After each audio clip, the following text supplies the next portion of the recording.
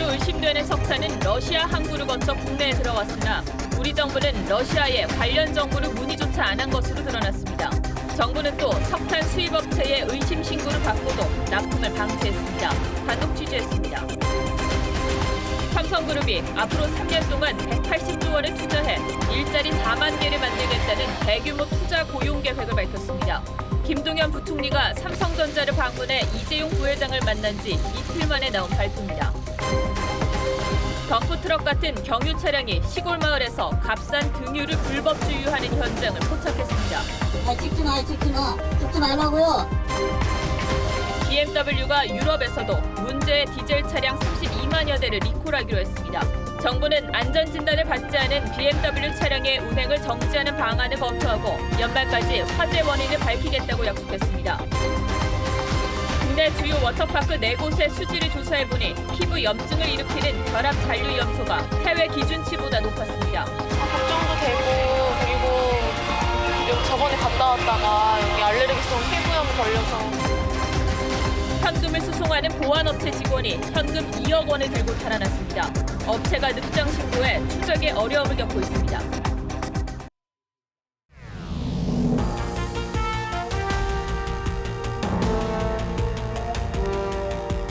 여러분 안녕하십니까? 신동욱입니다. 북한산 석탄의 국내 반입 논란과 관련한 단독 보도로 뉴스9 시작하겠습니다. 북한산 석탄이 국내로 들어왔다면 러시아산으로 서류가 위조돼서 반입됐을 가능성이 크고 그렇다면 러시아 측의 협조가 필수적입니다. 때문에 우리 정부가 이 문제를 지금 조사하고 있다면 러시아 정부의 사실 확인에 대한 협조 요청이나 최소한의 문의는 했어야 했다고 보는 게 상식일 겁니다. 하지만 저희 취재진이 러시아 정부에 이메일을 보내서 한국 정부로부터 협조 요청을 받은 게 있냐고 물어봤더니 한국 정부로부터 어떤 문의도 없었다는 답변이 돌아왔습니다. 그리고 한국 정부가 선박 이름이나 출항 날짜 등을 제공하면 조사할 용의가 있다고도 했습니다. 이에 대해서 관세청은 협조를 요청했다고 반박하면서도 어떤 협조를 요청했는지는 밝히지 않았습니다. 먼저 장용욱 기자가 보도합니다. 러시아 대사관이 TV조선에 보내온 이메일입니다. 한국 정부가 러시아 정부의 북한산 석탄 사건 관련 정보를 요청했나란 질문에 한국 정부로부터 어떤 요청도 없었다고 답변했습니다. 러시아는 또 이 문제와 관련해 어떤 정보도 없다며 한국 정부로부터 선박 이름이나 출항 날짜 등을 제공받으면 조사할 용의가 있다고 했습니다. 바꿔 말하면 한국은 조사 대상 선박의 이름이나 출항 날짜도 러시아 측과 공유하지 않았다는 뜻입니다. 앞서 러시아와 협조 중이라고 했던 관세청은 한국 정부의 협조 요청이 없었다는 러시아 답변을 TV조선이 전한 뒤 미묘하게 입장이 바뀌었습니다. 처음에는 협조 중이란 말만 반복하다가 러시아 세관 쪽하고 그 얘기를 협력을 하고 있답니다. 세관 쪽에 자료 요청을 하신 거고. 내용은 잘 모르겠지만 어쨌든 우리 협력 파트너는 세관 쪽이랍니다. 두 번째는 연락 시점을 특정하고 작년 10월 달에도 저희가 질의를 해서 받은 게 있고, 네네. 올해도 있는데 수사 내용이라 공개는 못 하는데 최종적으로 러시아에서 답변도 받았다고 말했지만 내용은 수사 중이라 밝힐 수 없다고 했습니다. TV조선 장용욱입니다. 관련한 단독 보도 이어서 하나 더 전하겠습니다. 우리 정부가 미국으로부터 북한산으로 의심되는 석탄이 반입됐다는 통보를 받기 7개월 전에 이미 수상한 신고를 접수한 것으로 드러났습니다. 작년 초 한 석탄 수입업체가 동서발전에 석탄을 공급하기로 했지만 북한산으로 의심된다며 계약을 취소당했고 동서발전은 이 사실을 관세청에 통보했습니다. 하지만 어떻게 된 일인지 이후 이 업체와 매우 밀접한 관계가 있는 다른 업체가 남동발전에 석탄을 공급했다는 겁니다. 관세청이 알고도 방치했다는 의혹이 제기됐습니다. 안영현 기자가 보도합니다. 경북에 있는 한 석탄 수입업체 A사입니다. A사는 지난해 3월 한전자회사인 동서발전에 러시아산 석탄을 공급하는 계약을 따냈습니다. 하지만 이내 취소당했습니다. 석탄이 러시아산이 아니라 북한산으로 의심되는 경로를 거쳐 유입됐다는 정보 때문이었습니다. 중국에서 이제 배를 수련다는 소문이 있어 정보를 이제 입수를 해서 더 추가로 알아보고 이제 취소를 한 거죠. 동서발전은 이 업체가 수상하다며 경찰과 관세청 등의 조사를 요청한 것으로 전해집니다. 하지만 관세청은 어떤 조치를 취했는지 확답을 피했습니다. 수사 관련 사항이라 말해줄 수가 없다고. A사는 7개월 후 석탄 수입 업무를 계속하면서도 H사를 통해 남동발전에 석탄을 공급합니다. 저희나 남동발전이나 수입에는 관여한 적이 없어요, 아예. A사의 2대 주주는 H사의 임원이고 A사는 H사의 연대보증까지 서고 있습니다. 매우 밀접한 관계지만 업체 관계자는 특수관계를 부인합니다. 이사가 여기 2대 주주로 돼 있는데 좀 어떤 관계인지 좀 알 수 있어요? 그건 잘 모릅니다. 정부가 북한산 의심석탄 수입업체를 신고받고도 7개월 후 이루어진 새로운 수입을 방치했다는 의혹이 제기되는 대목입니다. TV조선 안영영입니다. 예, 북한산 석탄을 러시아산으로 세탁했다는 의심을 샀던 선박 진룽호가 포항항에 정박 중이었다가 어제 일정을 앞당겨서 서둘러 떠났습니다. 외교부가 이 선박에 실려 들어온 석탄이 러시아산이 확실하다고 밝힌 직후였죠. 그런데도 우리 해양수산부는 진룽호의 출항 신고를 오늘 오전이 돼서야 접수했다고 밝혔습니다. 진룽호가 왜 이렇게 서둘러 떠났는지 의문이 생길 수밖에 없는 상황입니다. 보도에 신원석 기자입니다. 포항에 정박했던 진룽호의 다음 행선지는 러시아 나호트카. 처음에 출항하겠다고 신고한 시간은 오늘 밤 11시였습니다. 그런데 어제 오후 5시 갑자기 출항했습니다. 서둘러 우리나라를 빠져나간 겁니다. 일정을 갑자기 바꿔 하루 전에 출항한 건데 주무부처인 해수부는 오늘 오전에야 사실상 통보받았습니다. 선박의 일정을 바꿔도 미리 알릴 의무는 없습니다. 하지만 진룽호는 지난해 10월 북한산 의심석탄 4,600톤을 반입했고 최근까지 21차례 국내에 입항한 전력과 이에 따른 논란이 이미 알려져 있었습니다. 억류에서 조사할 충분한 이유가 있는 관심 선박에 대해 우리 정부가 너무 안이하게 대처했다는 지적이 나오는 이유입니다. 야당에서는 국정조사까지 요구하고 나선 사안입니다. 계속 체크를 하는 건 아니기 때문에 그건 물론 사항이었고 오늘 8시 24분에 신고를 했고요. 출항 후에 선박 입출항 기록은 해경과 관세청에서 곧바로 확인이 되는데도 해수부는 이조차 제대로 챙기지 못한 겁니다. 이미 충분한 시간은 주어졌다라고. 일본의 만경붕호 조사와 같은 그런 조사, 우리가 포트 스테이트 컨트롤, 안전을 위해서 배를 좀 더 검사를 하기 위해서 한 이틀 잡아놓겠다라든지. 정부는 진룽호가 떠났어도 조사에는 큰 문제가 없다는 입장을 밝히고 있습니다. TV조선 신은서입니다. 허익범 특검팀이 내일 오전 김경수 경남도지사를 다시 불러서 조사합니다.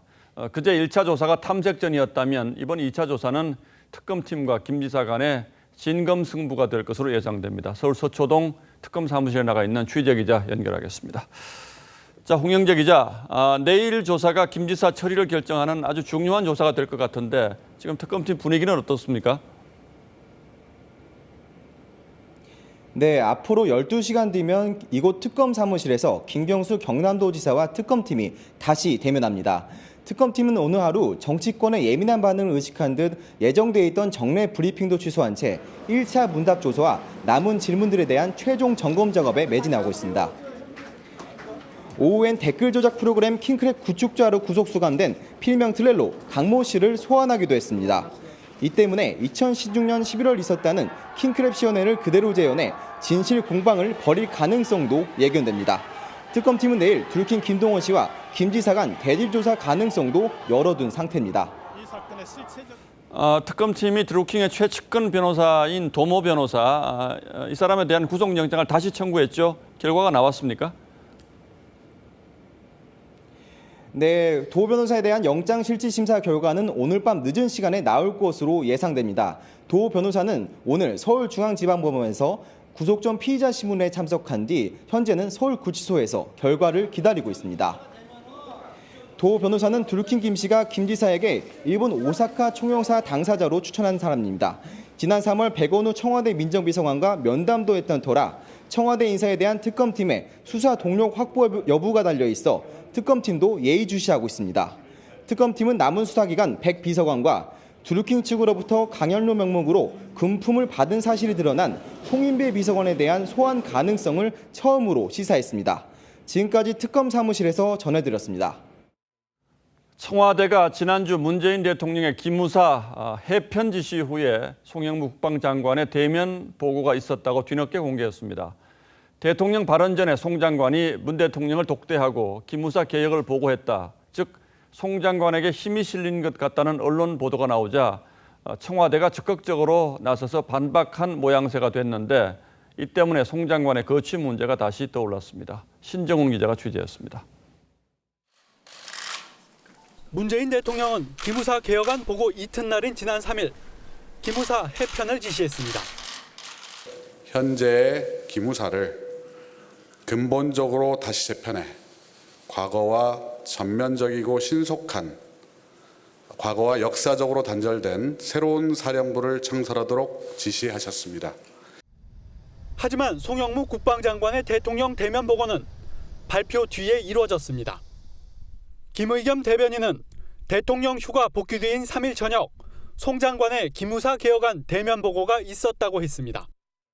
대통령 지시가 발표되기 전 송 장관이 독대했다는 언론 보도가 나오자 사후 보고라고 반박한 셈입니다. 정의용 실장과 조국 수석이 배석했다는 사실도 덧붙였습니다. 대통령 독대로 알려지며 송 장관 유임설이 확산되자 청와대가 나서 진화하는 모양새가 됐습니다. 다시 송 장관 경질 가능성에 무게가 실리지만 당장은 아닐 것이라는 관측이 많습니다. 송 장관은 지난 6일 페이스북에 남은 5개월 동안 국방개혁 국정과제를 중점 추진하겠다고 썼습니다. 송영무 장관이 기무사 개혁의 한시적 임무만 보장받았다는 관측도 나옵니다. TV조선 신정훈입니다. 네, BMW가 유럽에서도 우리나라와 같은 문제로 32만여 대 대대적인 리콜을 예고했습니다. 우리 정부는 긴급 안전진단을 받지 않은 BMW 차량에 대해 운행 정지를 검토하겠다고 밝혔습니다. 박상현 기자입니다. BMW 차량의 화재 사고는 국내만의 문제가 아닙니다. Wie Sie hier sehen, es ist die Software von Fahrzeugen in Korea und von Fahrzeugen weltweit dieselbe. 결국 유럽에서도 같은 결함 탓에 32만여 대에 대한 리콜이 예고됐습니다. 독일 언론은 BMW가 2012년부터 2016년까지 디젤 엔진이 장착돼 출고된 32만 3,700대를 대상으로 리콜 조치를 할 것이라고 보도했습니다. 우리 정부의 화재 원인 조사도 뒤늦게나마 강도를 높이고 있습니다. BMW가 주장하는 배기가스 재순환 장치 외에 다른 가능성도 열어두고 있습니다. 10개월로 예상했던 원인 조사 기간도 줄여 연말까지 밝혀내기로 했습니다. BMW 사업 자료 제출에만 의존하지 않고 독자적인 실험과 조사를 병행하겠습니다. 아직도 왜 유독 국내에서만 화재 사고가 더 많았는지는 불분명합니다. 올 들어 BMW 차량 화재는 지금까지 알려진 32건이 아니라 총 34건인 것으로 오늘 확인됐는데 이 가운데 18건은 폭염이 이어진 7, 8월에 집중됐습니다. 정부는 조사 과정에서 추정 원인이 추가로 발견되면 곧바로 강제 리콜을 명령할 방침입니다. 정부는 긴급 안전진단을 받지 않은 BMW 차량에 대해선 운행 정지도 검토한다는 계획입니다.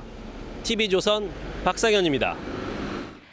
경유 차량에 값싼 등유를 주유한 운전자들을 적발했다는 소식 얼마 전에 전해드렸는데 이 고질적인 불법 행위가 근절되지 않고 있습니다.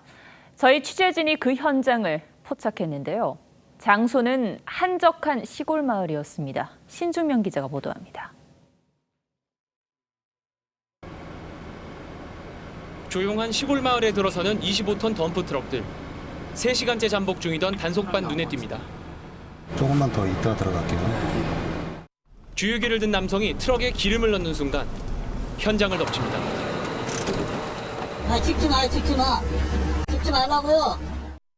단속반이 이동식 주유 차량에서 꺼낸 기름에 발색제를 넣자 이렇게 색깔이 변합니다.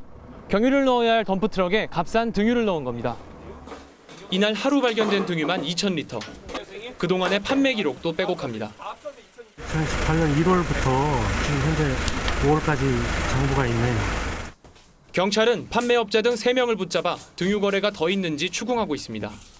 경유 가격은 지난달 기준 리터당 평균 1,411원인데 비해 등유는 500원 더 싼 942원.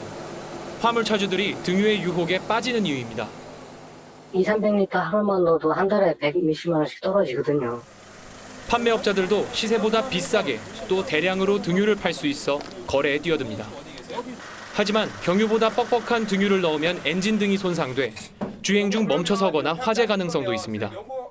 연소 자체가 불안전하게 되다 보니까는 이제 환경적으로 유해한 물질, 미세먼지라든가 그런 물질들이 많이 배출되게 되고 지난해 가짜 석유 판매 적발 업체는 231곳. 불법 등유 차량이 안전과 환경을 동시에 위협하고 있습니다. TV조선 신주명입니다. 어젯밤 고속도로에서 27톤 트레일러가 넘어져 실려있던 폐타이어가 쏟아지는 사고가 발생했습니다. 이 때문에 연쇄 추돌이 나 1명이 숨지고 9명이 다쳤습니다. 이승훈 기자입니다. 트레일러가 미끄러지면서 도로 밖으로 튕겨져 나갑니다.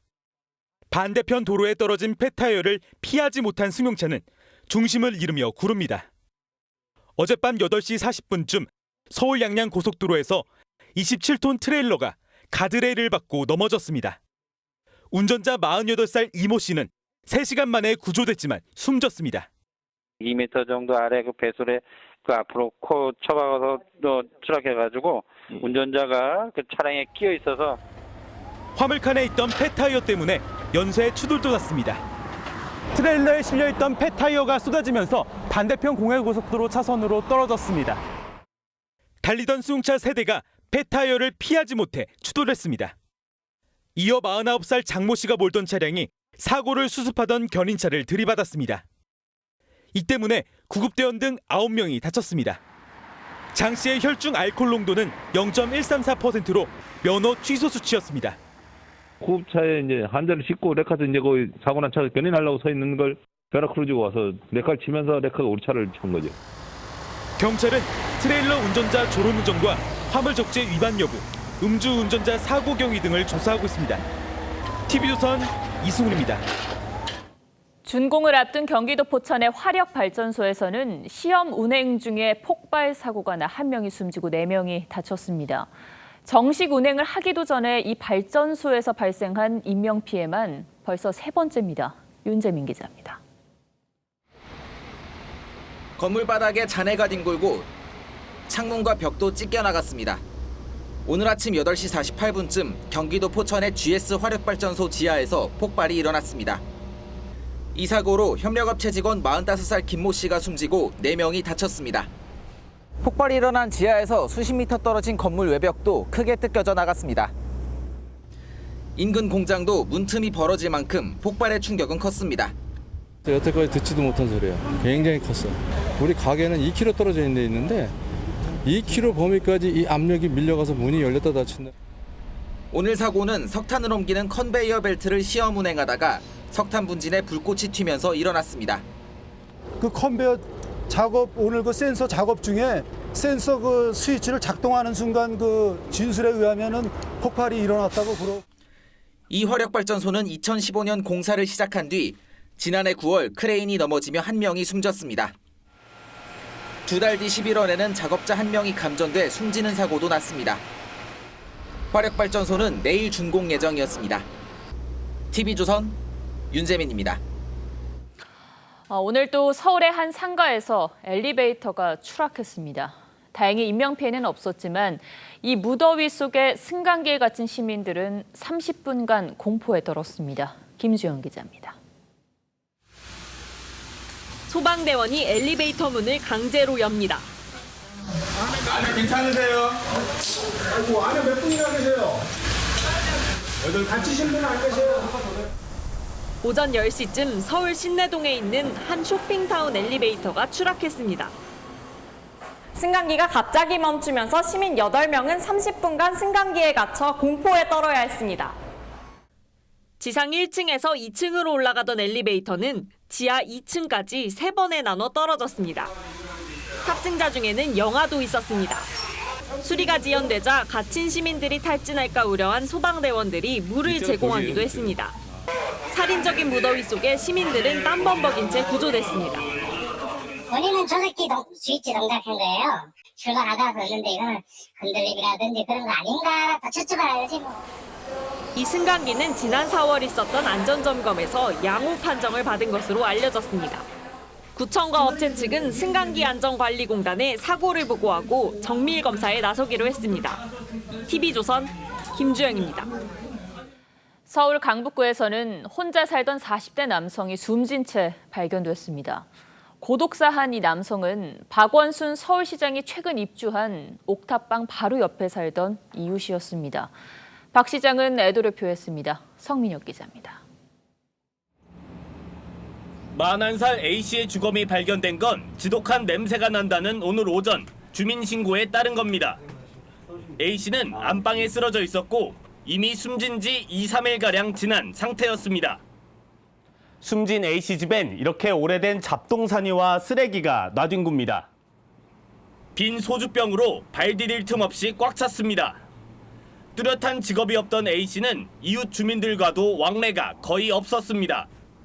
이전에도 벌레가 들끓고 냄새가 나 구청에서 찾아올 정도였습니다. 면제 때문에 문이 닫고 살아서 술로 살아요.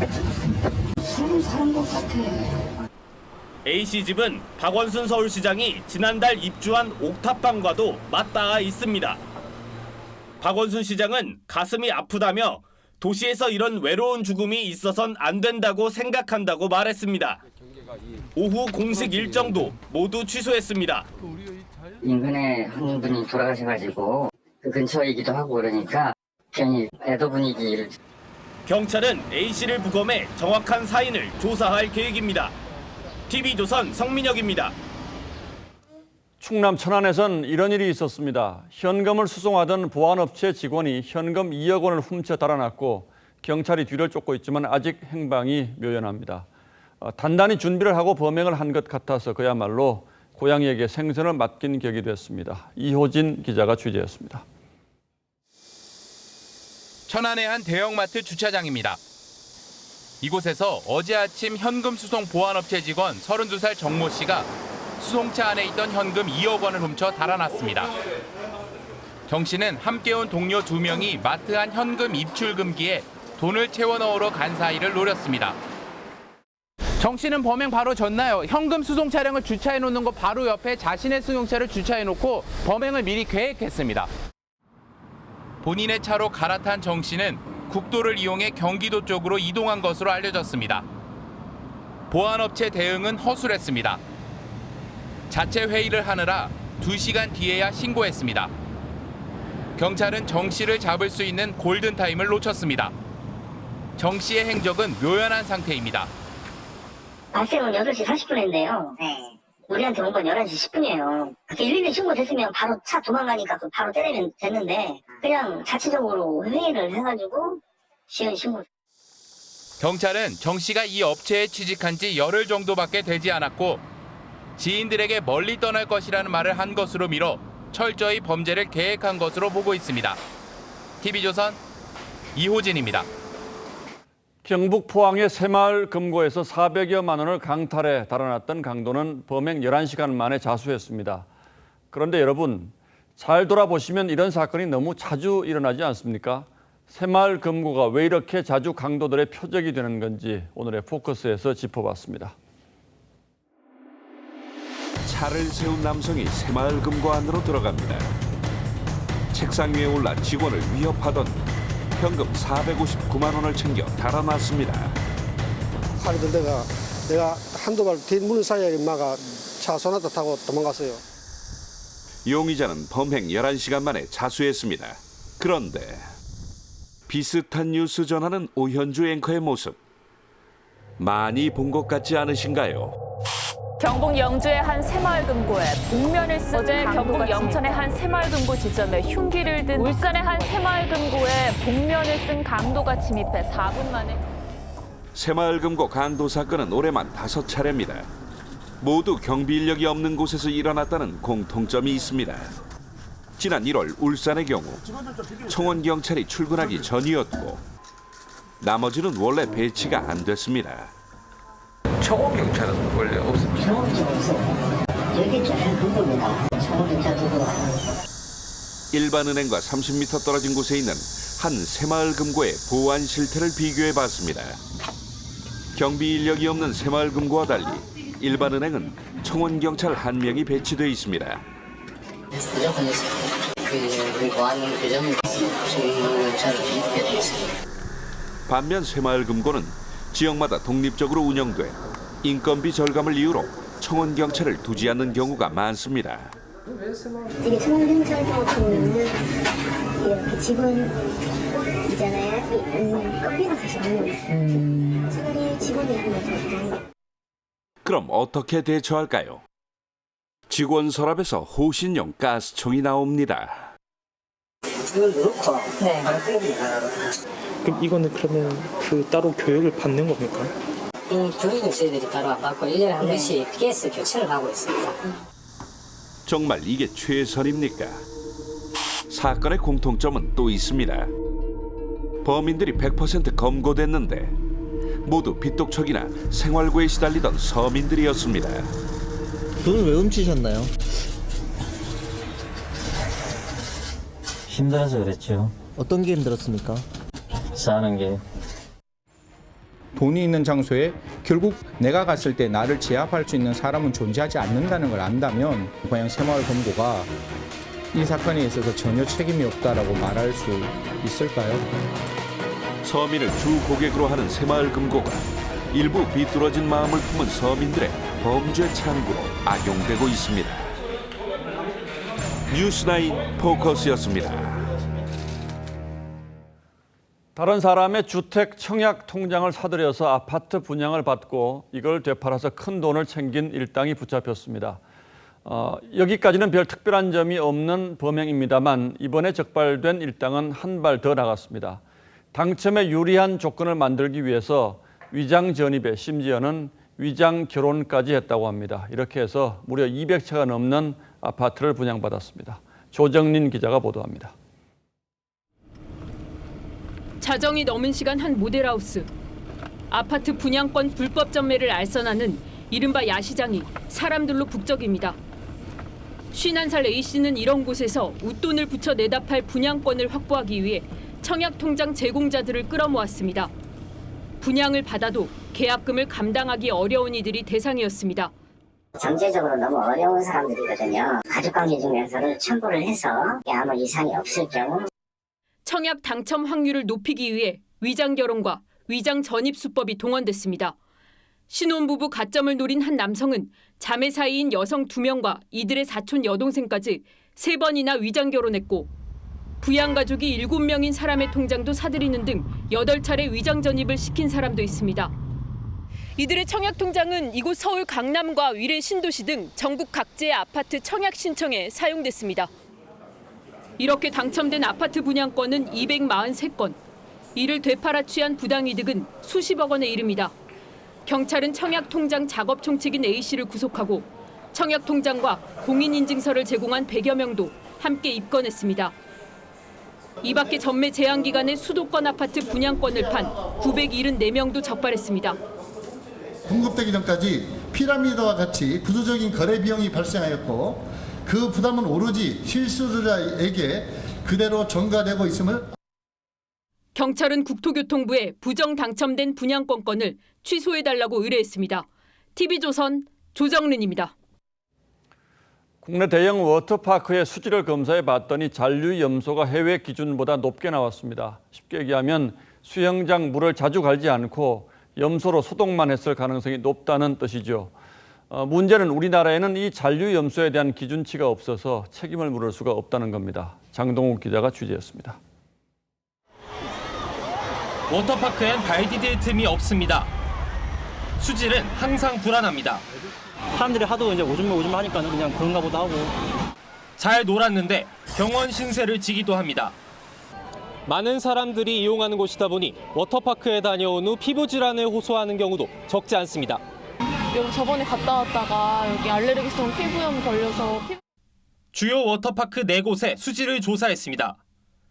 4곳 모두 결합 잔류 염소가 미국과 WHO 기준보다 많았습니다. 결합잔류염소는 물 소독에 쓰이는 염소가 땀과 분비물 등과 결합해 생기는데 호흡기 장애 등을 일으킬 수 있습니다. 하지만 국내 기준으로는 문제가 없었습니다. 수질 관리 규정의 곳곳이 허점이기 때문입니다. 우선 점검 주기가 너무 깁니다. 1년에 또는 1분기에 한 번 검사하면 됩니다. 6월에 검사받으면 여름 내내 안 받아도 문제가 없습니다. 광화문 분수 등 수경시설은 15일에 한 번 검사받아야 합니다. 결합잔류염소 수치는 기준조차 없습니다. 교환 주기를 조금 단축시킬 수 있는 방법이 있고요. 이제 이용하기 전 후에 반드시 이제 비누라든지 이런 걸 이용해서 샤워를 하시고 입장. 소비자원은 검사 주기를 짧게 하는 등 기준 강화를 요청하기로 했습니다. TV조선 장도웅입니다. 어제 초등학교의 부실한 성면 공사 때문에 학부모들이 학생들 등교 거부까지 하고 있다는 보도를 해드렸는데 학부모들이 이렇게까지 걱정을 하는 이유가 있었습니다. 성면 제거 공사 단가가 턱없이 낮은 데다가 안전 지침도 유명무실해서 제대로 된 공사가 되는 게 오히려 이상할 정도라고 합니다. 어떤 문제점들이 있는지 장윤정 기자가 이어서 취재했습니다. 학교 안의 세월호에서 우리 아이들을 지키자! 지키자! 지키자! 지키자! 학부모 단체가 대통령이 직접 성면공사 문제를 해결해달라며 청와대를 찾았습니다.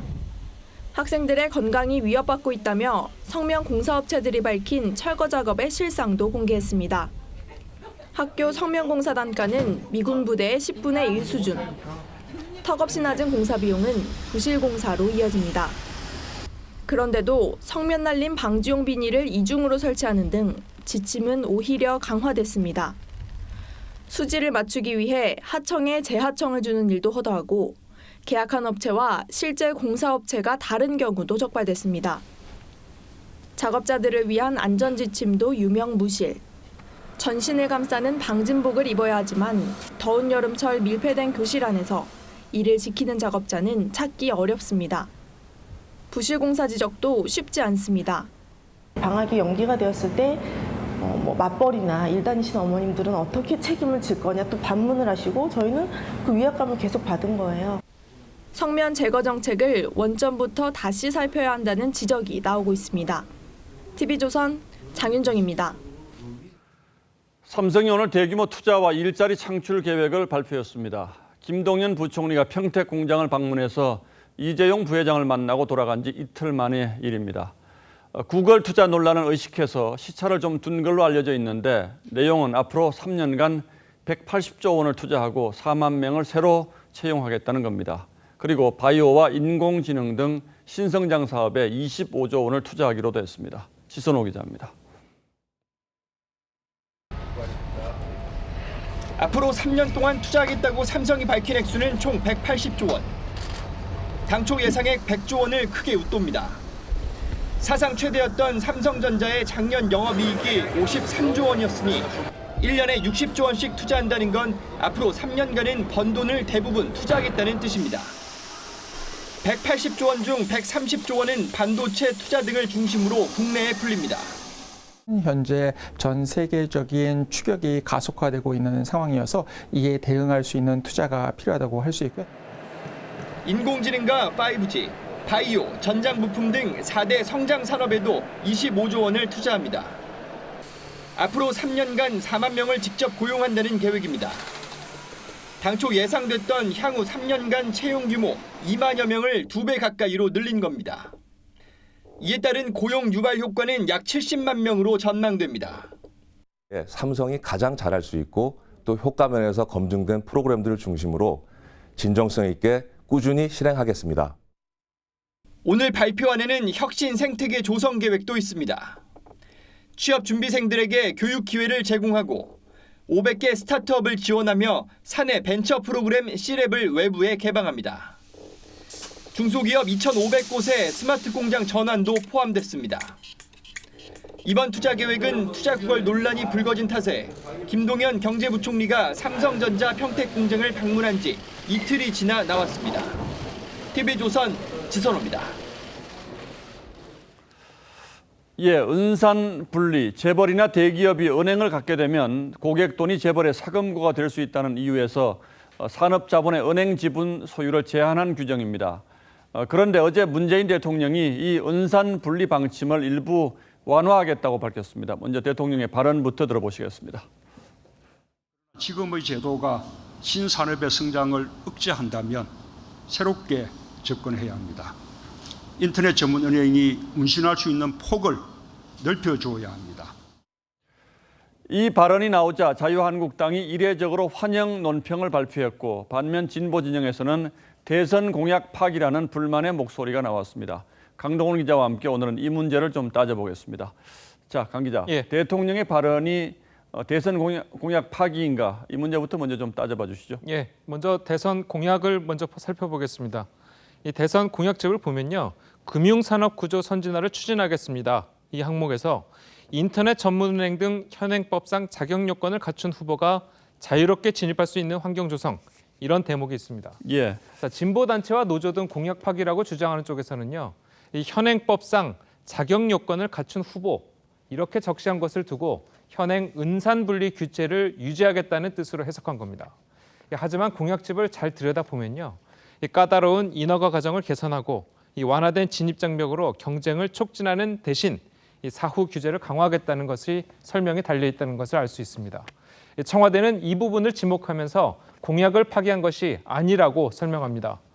또 국정과제와 대선 후보 시절 언론 인터뷰에서도 인터넷 전문은행을 활성화할 수 있는 여러 가지 제도적 지원이 필요하다, 이런 발언을 했다고 합니다. 그런데 이 은산 분리 원칙을 그동안 지켜온 건 또 나름대로 이유가 있었던 건데 이걸 완화하려는 이유는 뭡니까? 현 은행법상 산업자본은 은행의 지분을 10% 정도만 보유할 수 있습니다. 10%요? 예. 그래서 이 지분 보유량 규제가 완화될 것으로 보입니다. 그렇게 되면 자금난에 시달리던 인터넷 은행들이 충분한 자본을 확충할 수 있게 됩니다. 예를 들어서 이 카카오가 10%의 지분을 보유하고 있는 카카오뱅크는 카카오로부터 더 많은 자금을 확보할 수 있을 것이고, 이 자본 확충을 하지 못해서 최근 대출 상품을 중단했던 K뱅크도 대출 사업을 확장하는 데 도움이 될 것으로 보입니다. 그러니까 쉽게 얘기하면 신생 인터넷 뱅크를 좀 도와주자, 이렇게 이해하면 되겠군요. 예, 맞습니다. 그럼 소비자에게도 꽤 도움이 될 거고요. 예, 맞습니다. 수수료 면제부터 예금 이자는 더 받고 또 대출 이자는 적게 내는 등 이 각종 혜택을 누릴 수 있을 것으로 보입니다. 그렇다면 앞으로 이 은산 분리 완화 방침이 좀 더 확대될 가능성은 없습니까? 그렇지는 않을 것 같습니다. 일단 문재인 대통령은 모든 시중은행까지는 지분 규제를 풀자는 건 아니고, 이 첨단 산업의 성장을 위해서 인터넷 전문 은행에 한해서 예외를 두자는 겁니다. 이 진보단체나 노조 등에서 은행의 사금융화를 우려를 강하게 제기하고 있어서 이 문재인 대통령도 은산 분리라는 대원칙을 지키겠다고 말했고, 여당도 은산 분리의 예외는 인터넷 은행에만 인정해 준 것일 뿐이라면서 이 은산 분리 원칙을 훼손하지 않겠다는 의지를 보이고 있습니다. 현재 국회에는요, 인터넷 전문은행에 한해서 산업자본의 보유 주식 한도를 34% 혹은 50%까지 확대하는 내용이 담긴 관련 특례 법안들이 올라와 있습니다. 예, 그렇다면 이 은산 분리 완화 방침이 당분간 보편적으로 모든 금융권으로 확대될 가능성은 별로 없다, 이렇게 봐야 되겠군요. 예, 강동원 기자 잘 들었습니다. 다음 뉴스입니다. 북한이 미군 유해 송환과 핵실험장 폐쇄를 들어 이에 상응한 조치를 요구한 데 대해 미국이 확실히 선을 그었습니다. 볼턴 백악관 안보보좌관이 풍계리 핵실험장 폐쇄는 국제 참관인단이 없어 유효하지 않다며 실질적인 비핵화 조치를 취하라고 압박했습니다. 유지연 기자입니다. 지난 5월 24일 북한이 외신 기자들 앞에서 실시한 풍계리 핵실험장 폐쇄. 비핵화 조치라는 북한의 주장에 볼턴 백악관 안보보좌관은 유효하지 않다고 일축했습니다. 국제 참관인단이 참가하지 않았기 때문이라는 겁니다. 그러면서 북한이 실질적인 비핵화 조치를 취하지 않고 있다고 비판했습니다. But what was significant about Singapore was the North Korean commitment to denuclearize, and they have not taken effective steps to do that. 볼턴 보좌관은 비핵화 때까지 최대 압박 기조를 이어갈 것이라고 덧붙였습니다. 다만 폼페이오의 방북 가능성을 시사하면서 대화의 문은 열어두었습니다. 트럼프 대통령도 일단 후속 협상 동력 살리기에 힘을 실었습니다. We got our hostages back. There's no more missiles flying over Japan. There's no rockets going up. There's no nuclear testing, and we have a good relationship with North Korea. So we'll see how it works. 볼턴 보좌관은 북한과 이란의 밀착 행보에 대해선 경고의 메시지를 보냈습니다. 미국의 제재를 다시 받는 이란이 과거 핵을 놓고 북한과 협력했다면서 이란과 북한에 대한 대응은 정확히 똑같다고 압박한 겁니다. TV조선 유지현입니다. 미국 캘리포니아에서 시작된 대형 산불이 열흘 넘게 이어지면서 역대 최악으로 번지고 있습니다. 불길이 얼마나 거센지 우주에서도 연기 기둥이 관측될 정도입니다. 고서정 기자입니다. 시뻘건 불길이 맹렬한 기세로 하늘로 솟구쳐 오르고 쉴 새 없이 연기가 피어오릅니다. 미국 캘리포니아주 샌프란시스코 북쪽에서 시작된 대형 산불의 기세가 11일째 꺾일 줄 모릅니다. I mean, we were probably a good halfway out across the valley and you could feel the heat off the trees. 화재 규모가 너무 커 고도 400km 상공에 떠 있는 우주 정거장에서도 거대한 연기 기둥이 포착될 정도입니다. 서울시의 2배, 샌프란시스코시의 9배 면적이 불에 타면서 역사상 최대 규모의 화재로 기록됐습니다. 소방대원 14,000여 명과 대형 항공기까지 동원돼 화재 진압에 나섰지만 역부족입니다. But other than that, we're still in that hot, dry, relative low humidity conditions where it just burns really hot and fast. 지난달부터 캘리포니아주에선 14개의 대형 산불이 잇따라 발생해 11명이 숨지고 집을 떠나 대피한 사람도 수만 명에 달하는 상황. 하지만 고온 건조한 날씨 탓에 산불의 기세는 계속될 것으로 우려됩니다. TV조선 고서정입니다. 마약에 이어 부패와의 전쟁을 선포한 필리핀 두테르테 대통령이 범죄에 연루된 경찰들을 모아놓고 욕설을 하고 살해 위협까지 서슴지 않았습니다. 이 장면은 고스란히 TV 생중계됐습니다. 이태영 기자입니다. 제복을 입은 경찰관들 사이에 서 있는 두테르테 대통령. 바지 주머니에 손을 넣은 채 환한 얼굴로 이들을 몰아세웁니다. Meron akong special unit habang buhay bantayan kayo. At pag nagkamali kayo ng konti, sabihin ko patayin kayo. 이들은 마약이나 부패 같은 범죄에 연루된 100명의 경찰관들. 분이 안 풀렸는지 이들 가족에게도 욕설을 섞어 경고합니다. Pag nangamatay itong mga na to, huwag kayong pumunta sa amin at magsisigaw kayo ng human rights, due process. Inawarningan ko na kayo eh. 이 장면은 TV로 전국에 생중계됐습니다. 2016년 취임한 두테르테 대통령은 마약과의 전쟁을 선포하고 단속 과정에서 수천 명을 재판 없이 사살했습니다. 부패와의 전쟁 과정에선 세관 공무원과 밀수업자의 유착을 경고한다며 지난달 말 63억 원 어치의 밀수 슈퍼카 수십 대를 중장비로 밀어버렸습니다. 두테르테 대통령은 설명할 수 없는 재산은 설명할 수 없는 죽음을 의미한다며 부패에 대한 단호한 입장을 천명했습니다. TV조선 이태영입니다. 요즘 독서 인구가 많이 줄어든 게 사실이죠. 휴가철이 여유롭게 책 읽기 좋은 시기인데요. 조금이라도 더 편히 읽을 수 있게 책도 변신하고 있습니다. 커피처럼 들고 다니는 초미니 책에 수영장에서도 볼 수 있는 방수가 되는 책도 있습니다. 박수영 기자입니다. 대형 서점 한 켠을 차지하고 있는 소설책. 그런데 표지도 포장도 좀 특이합니다. 물에 젖지 않는 책, 일명 워터프루프 북입니다. 휴가철 물가에서 책을 읽고 싶어하는 독자들을 위해 한정 출간했습니다. 종이가 나무가 아닌 돌로 만들어져서 이렇게 물에 젖어도 찢어지지 않습니다. 계곡이나 바다로 가셔야 되는데 물 때문에 책을 읽기가 좀 불편하다는 이야기가 예전부터 많이 있었어요. 초판 부스로 제작한 거는 전부 매진이 되어 있는 상태고. 휴대가 편한 소형 책도 인기입니다. 미메시스 출판사는 커피 한 잔을 테이크아웃하듯 쉽게 들고 다닐 수 있는 테이크아웃북을 출간했습니다. 가볍고 들고 다니기 좋아서 휴가철에 간편하게 들고 다니기 좋은 것 같아요. 북쪽 프레스가 내놓은 일명 아코디언북은 책이라기보다 예쁜 문구에 가깝습니다. 실과 본드를 쓰지 않고 아코디언처럼 접지 않은 데서 착안했습니다. 미문이나 명문을 모은다면 그 자체로도 짧은 글이 한 권의 책이 될 수 있다고 생각을 했어요. 그래서 하드웨어적으로 뭔가 조금 더 가볍게 만들고. 책의 변신은 현재 진행형입니다. TV조선 박소영입니다. 유럽에서 활약 중인 황희찬, 이승우 선수가 오늘 대표팀 훈련에 합류했습니다.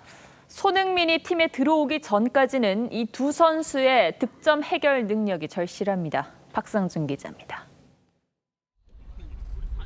장난을 치고 실세 없이 이야기도 주고받습니다. 유럽에서 활약 중인 이승우와 황희찬이 가세한 대표팀이 활기를 얻었습니다.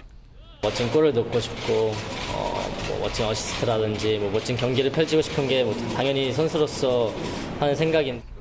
손흥민은 13일 팀에 합류합니다.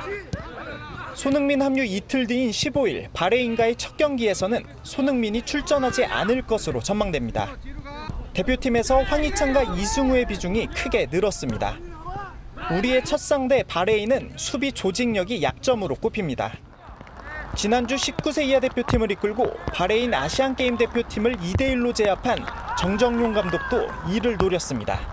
골 받으러 나가면 뒷공간이 분명히 생기거든. 그 공간을 활용하는 루트를 찾아야죠. 황희찬과 이승우는 우리 대표팀에서 수비 뒷공간을 허무는 플레이에 가장 능한 선수들입니다. 당연히 공격수로서는 일단 골이 당연히 필요하다고 생각하고요. 좋은 모습을 많이 보여드리고 싶어요. 우리 대표팀은 사상 첫 아시안게임 2연패를 기대하고 있습니다. 황희찬과 이승우의 활약은 반드시 필요한 조건입니다. 파주에서 TV조선 박상준입니다.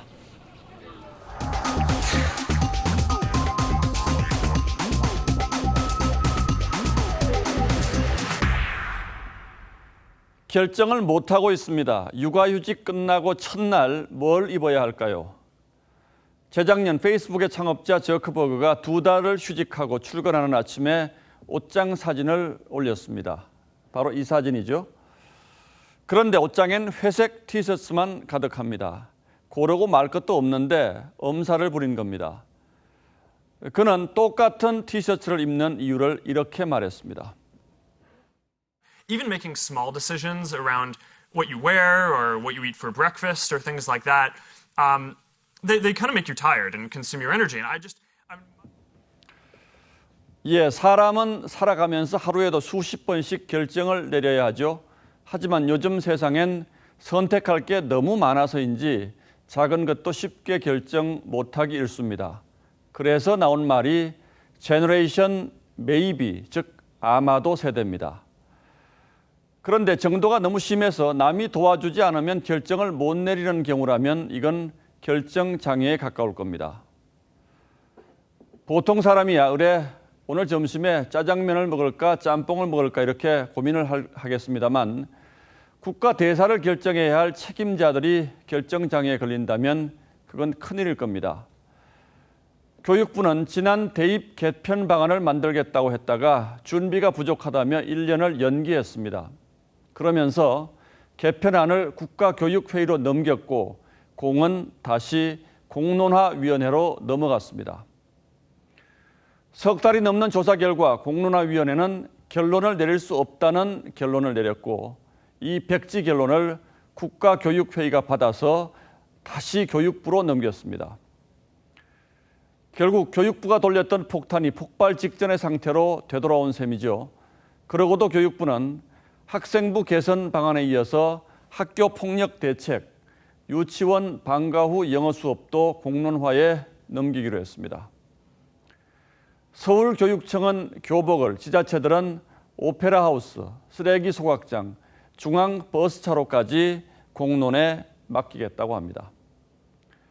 이러려면 정부와 관료들이 뭐하러 존재하는 것인지 모를 지경이죠. 현 정부 들어서 과거 정부 시절 공무원들이 이런저런 정책 결정에 연루돼서 곤욕을 치르는 걸 보면서 요즘 관가에선 적극적으로 일을 하겠다는 분위기가 눈에 띄게 사라졌다고들 합니다. 이런 분위기와 맞물려 공직사회의 결정장애 증상이 앞으로 더 심해지는 건 아닌지 걱정하지 않을 수 없습니다. 8월 8일 앵커의 시선은 결정장애 교육부였습니다.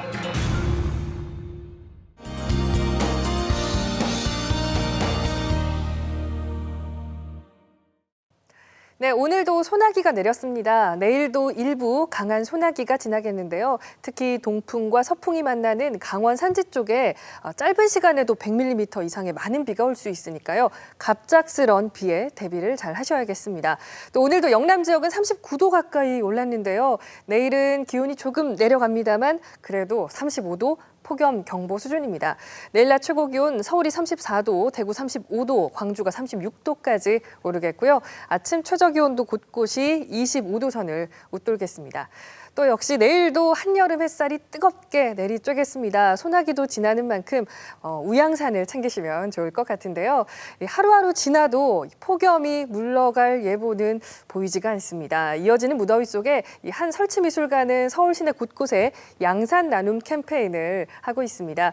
폭염 취약 계층에게도 관심을 기울여 주시기 바랍니다. 날씨였습니다. 예, 8월 8일 수요일 뉴스9 모두 마치겠습니다. 시청해 주셔서 고맙습니다.